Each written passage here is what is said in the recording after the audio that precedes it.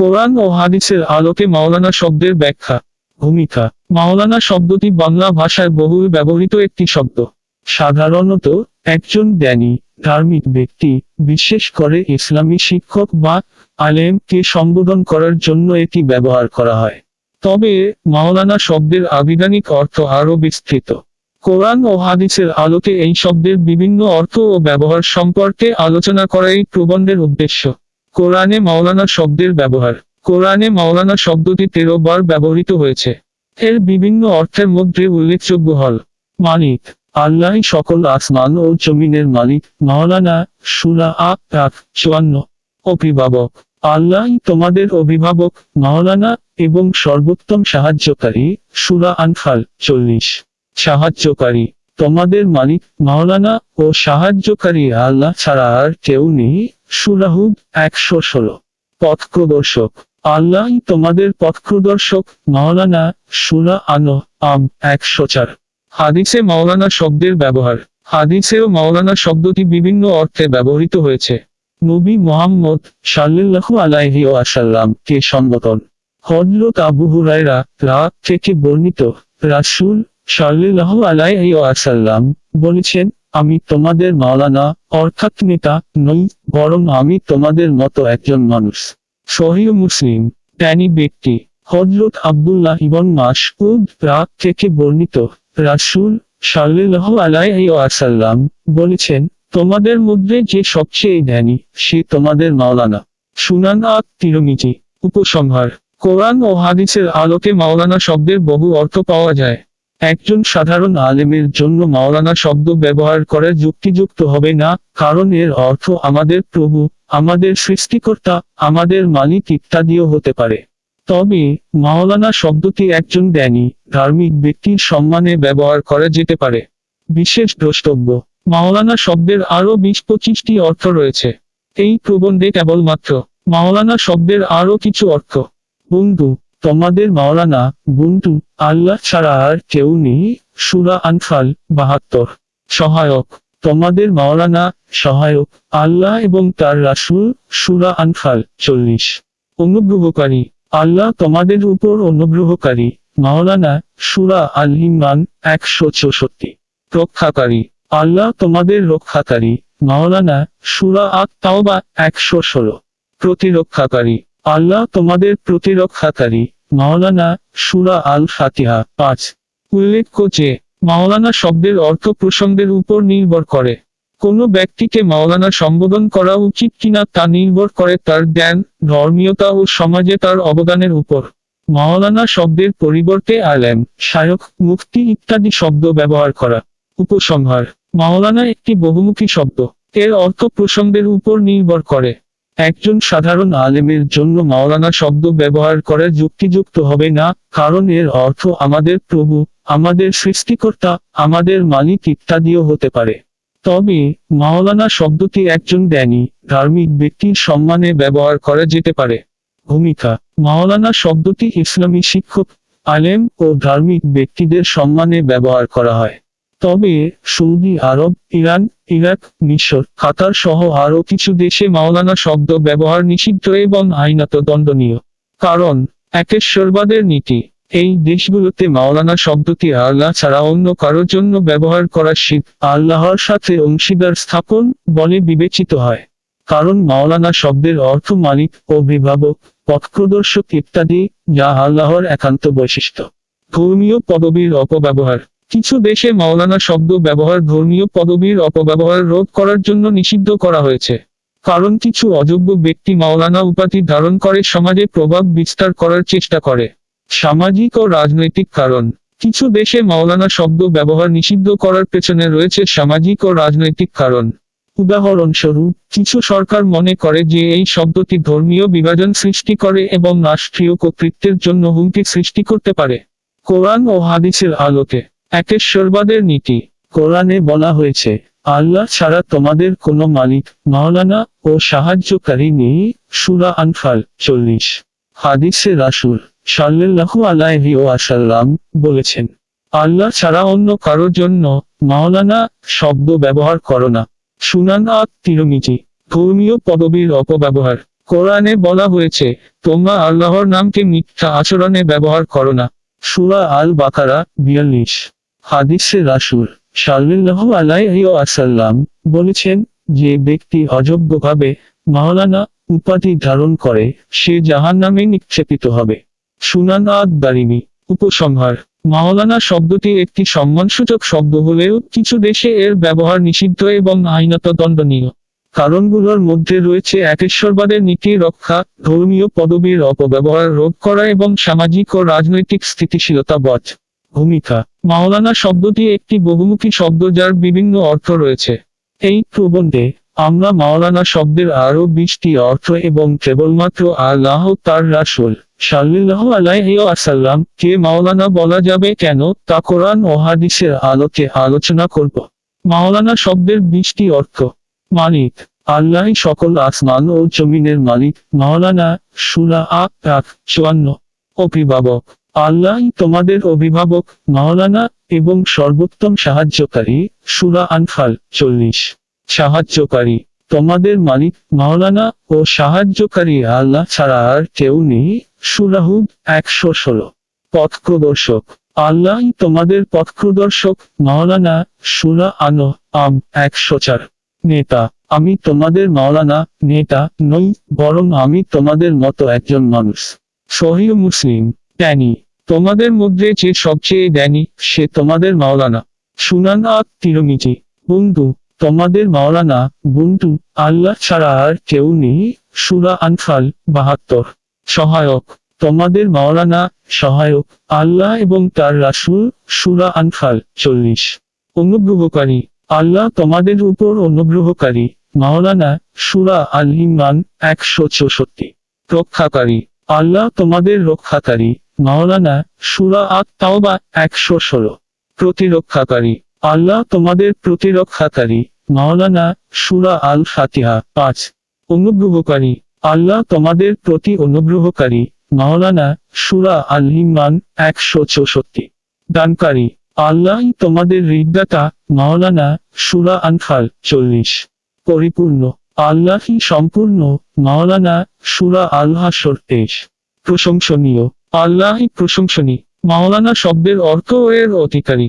ভূমিকা: মাওলানা শব্দটির অর্থ মালিক, অভিভাবক, পথপ্রদর্শক, জ্ঞানী, বন্ধু, সহায়ক, অনুগ্রহকারী, রক্ষাকারী, প্রতিরক্ষাকারী, অনুগ্রহকারী, দানকারী, পরিপূর্ণ, প্রশংসনীয়, সহজ, সর্বোত্তম, সর্বশক্তিমান, সর্বজ্ঞ, সর্বদয়ালু, সর্বক্ষমাশীল, সৃষ্টিকর্তা, রক্ষাকর্তা, পরিচালক ইত্যাদি।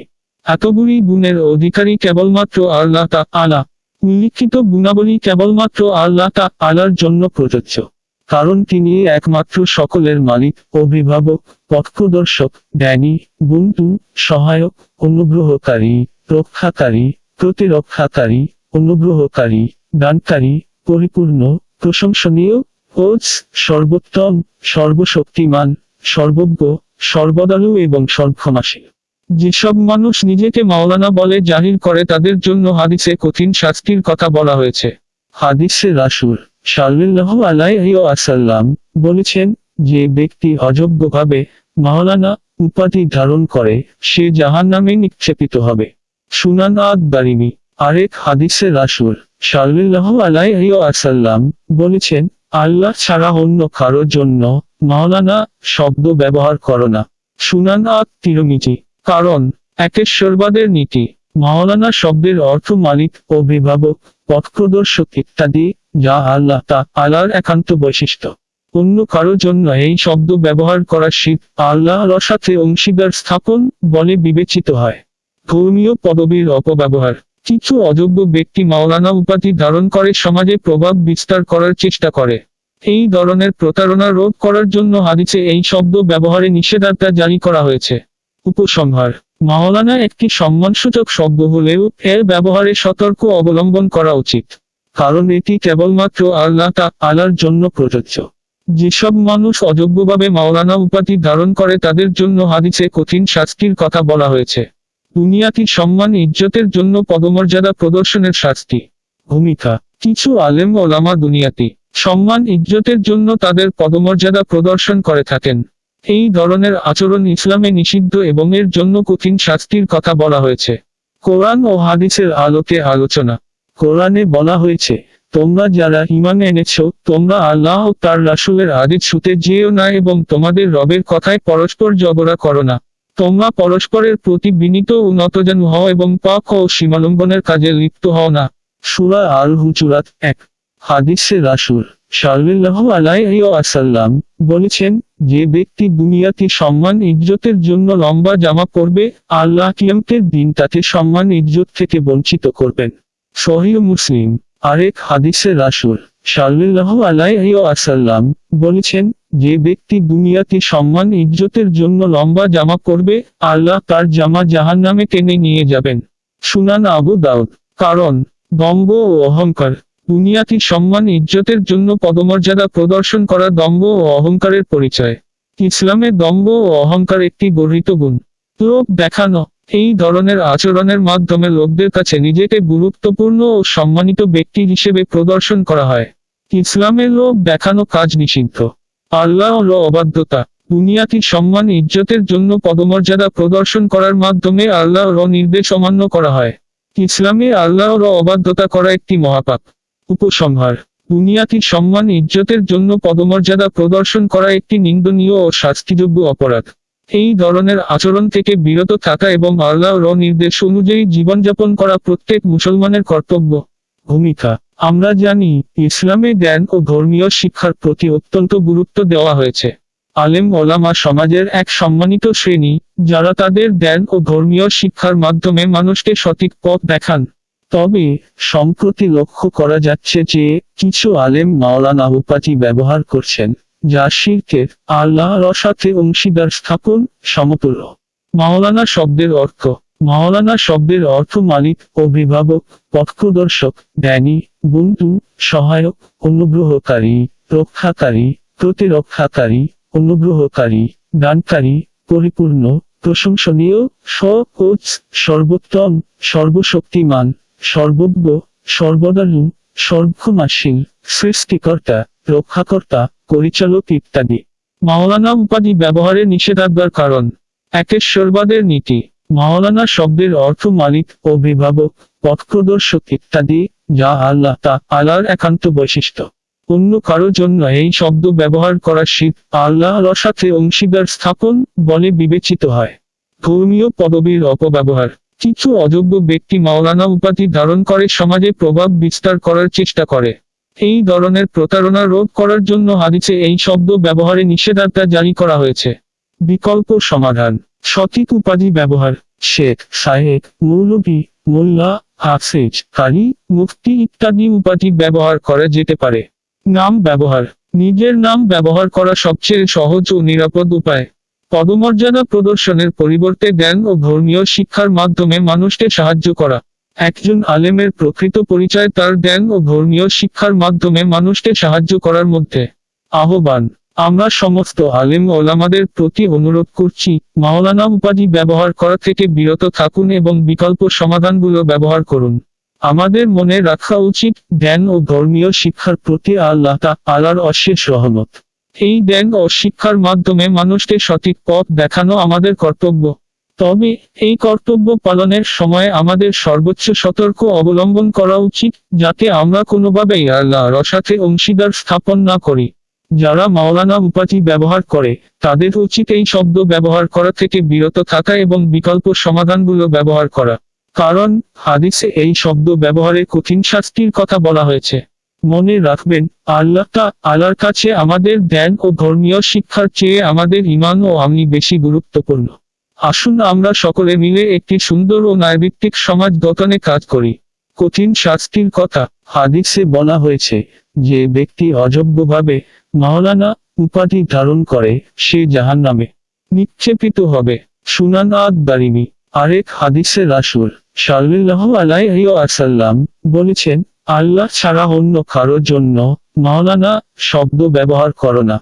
সুনান আত-তিরমিজি। উপসংহারে, আমরা আবারও সকল আলেম ওলামাদের প্রতি অনুরোধ করছি, মাওলানা উপাধি ব্যবহার করা থেকে বিরত থাকুন এবং বিকল্প সমাধানগুলো ব্যবহার করুন। আল্লাহ আমাদের সকলকে সঠিক পথ দেখান। সম্মানিত আলেমগণ, আপনাদের অবগতির জন্য জানাচ্ছি যে সৌদি আরব সরকার মাওলানা উপাধি ব্যবহার নিষিদ্ধ করেছে এবং এটিকে শাস্তিযোগ্য অপরাধ হিসেবে ঘোষণা করেছে। নিষেধাজ্ঞার কারণ: সৌদি সরকারের বিভিন্ন ডকুমেন্টে নিষেধাজ্ঞার কারণগুলো স্পষ্টভাবে উল্লেখ করা হয়েছে। কারণগুলোর মধ্যে রয়েছে: একেশ্বরবাদের নীতি। মাওলানা শব্দের অর্থ মালিক, অভিভাবক, পথপ্রদর্শক ইত্যাদি, যা আল্লাহ তাআলার একান্ত বৈশিষ্ট্য। অন্য কারো জন্য এই শব্দ ব্যবহার করা শিরক, আল্লাহর সাথে অংশীদার স্থাপন বলে বিবেচিত হয়। ধর্মীয় পদবীর অপব্যবহার। কিছু অযোগ্য ব্যক্তি মাওলানা উপাধি ধারণ করে সমাজে প্রভাব বিস্তার করার চেষ্টা করে। এই ধরনের প্রতারণা রোধ করার জন্য সরকার এই শব্দ ব্যবহারে নিষেধাজ্ঞা জারি করেছে। সামাজিক ও রাজনৈতিক স্থিতিশীলতা। সরকার মনে করে যে মাওলানা উপাধি ব্যবহার ধর্মীয় বিভাজন সৃষ্টি করে এবং রাষ্ট্রীয় কর্তৃত্বের জন্য হুমকি সৃষ্টি করতে পারে। বিকল্প সমাধান: সঠিক উপাধি ব্যবহার। শেখ, সাহেব, মৌলভী, মোল্লা, হাফেজ, কারি, মুফতি ইত্যাদি উপাধি ব্যবহার করা যেতে পারে। নাম ব্যবহার। নিজের নাম ব্যবহার করা সবচেয়ে সহজ ও নিরাপদ উপায়। পদমর্যাদা প্রদর্শনের পরিবর্তে জ্ঞান ও ধর্মীয় শিক্ষার মাধ্যমে মানুষকে সাহায্য করা। একজন আলেমের প্রকৃত পরিচয় তার জ্ঞান ও ধর্মীয় শিক্ষার মাধ্যমে মানুষকে সাহায্য করার মধ্যে। অনুরোধ: আমরা সকল আলেম ওলামাদের প্রতি অনুরোধ করছি, মাওলানা উপাধি ব্যবহার করা থেকে বিরত থাকুন এবং বিকল্প সমাধানগুলো ব্যবহার করুন। আসুন আমরা সকলে মিলে আল্লাহর রহমত ও সন্তুষ্টি অর্জনের চেষ্টা করি। ধন্যবাদ। সৌদি আরব সরকার। বিষয়ে: মাওলানা উপাধি ব্যবহারের নিষেধাজ্ঞা। সম্মানিত আলেমগণ, আপনাদের অবগতির জন্য জানাচ্ছি যে সৌদি আরব সরকার মাওলানা উপাধি ব্যবহার নিষিদ্ধ করেছে এবং এটিকে শাস্তিযোগ্য অপরাধ হিসেবে ঘোষণা করেছে। নিষেধাজ্ঞার কারণ: সৌদি সরকারের বিভিন্ন ডকুমেন্টে নিষেধাজ্ঞার কারণগুলো স্পষ্টভাবে উল্লেখ করা হয়েছে। কারণগুলোর মধ্যে রয়েছে: একেশ্বরবাদের নীতি। মাওলানা শব্দের অর্থ মালিক, অভিভাবক, পথপ্রদর্শক ইত্যাদি, যা আল্লাহ তাআলার একান্ত বৈশিষ্ট্য। অন্য কারো জন্য এই শব্দ ব্যবহার করা শিরক, আল্লাহর সাথে অংশীদার স্থাপন বলে বিবেচিত হয়। ধর্মীয় পদবীর অপব্যবহার। কিছু অযোগ্য ব্যক্তি মাওলানা উপাধি ধারণ করে সমাজে প্রভাব বিস্তার করার চেষ্টা করে। এই ধরনের প্রতারণা রোধ করার জন্য সরকার এই শব্দ ব্যবহারে নিষেধাজ্ঞা জারি করেছে। সামাজিক ও রাজনৈতিক স্থিতিশীলতা। সরকার মনে করে যে মাওলানা উপাধি ব্যবহার ধর্মীয় বিভাজন সৃষ্টি করে এবং রাষ্ট্রীয় কর্তৃত্বের জন্য হুমকি সৃষ্টি করতে পারে। বিকল্প সমাধান: সঠিক উপাধি ব্যবহার। শেখ, সাহেব, মৌলভী, মোল্লা, হাফেজ, কারি, মুফতি ইত্যাদি উপাধি ব্যবহার করা যেতে পারে। নাম ব্যবহার। নিজের নাম ব্যবহার করা সবচেয়ে সহজ ও নিরাপদ উপায়। পদমর্যাদা প্রদর্শনের পরিবর্তে জ্ঞান ও ধর্মীয় শিক্ষার মাধ্যমে মানুষকে সাহায্য করা। একজন আলেমের প্রকৃত পরিচয় তার জ্ঞান ও ধর্মীয় শিক্ষার মাধ্যমে মানুষকে সাহায্য করার মধ্যে। অনুরোধ: আমরা সকল আলেম ওলামাদের প্রতি অনুরোধ করছি, মাওলানা উপাধি ব্যবহার করা থেকে বিরত থাকুন এবং বিকল্প সমাধানগুলো ব্যবহার করুন। আসুন আমরা সকলে মিলে আল্লাহর রহমত ও সন্তুষ্টি অর্জনের চেষ্টা করি। ধন্যবাদ। সৌদি আরব সরকার। উপসংহার: আমরা আশা করি এই চিঠির মাধ্যমে মাওলানা উপাধি ব্যবহারের নিষেধাজ্ঞার কারণগুলো স্পষ্টভাবে বোঝা যাচ্ছে। আমরা সকল আলেম ওলামাদের প্রতি আবারও অনুরোধ করছি, আল্লাহর রহমত ও সন্তুষ্টি অর্জনের জন্য এই নিষেধাজ্ঞা মেনে চলুন। চিঠির বিষয়বস্তু। ভূমিকা: সৌদি আরব সরকার মাওলানা উপাধি ব্যবহার নিষিদ্ধ করেছে। এই চিঠির মাধ্যমে নিষেধাজ্ঞার কারণগুলো ব্যাখ্যা করা হবে। নিষেধাজ্ঞার কারণ: একেশ্বরবাদের নীতি, ধর্মীয় পদবীর অপব্যবহার, সামাজিক ও রাজনৈতিক স্থিতিশীলতা, বিকল্প সমাধান, সঠিক উপাধি ব্যবহার, নাম ব্যবহার, জ্ঞান ও ধর্মীয় শিক্ষার মাধ্যমে মানুষকে সাহায্য করা। অনুরোধ: মাওলানা উপাধি ব্যবহার করা থেকে বিরত থাকুন।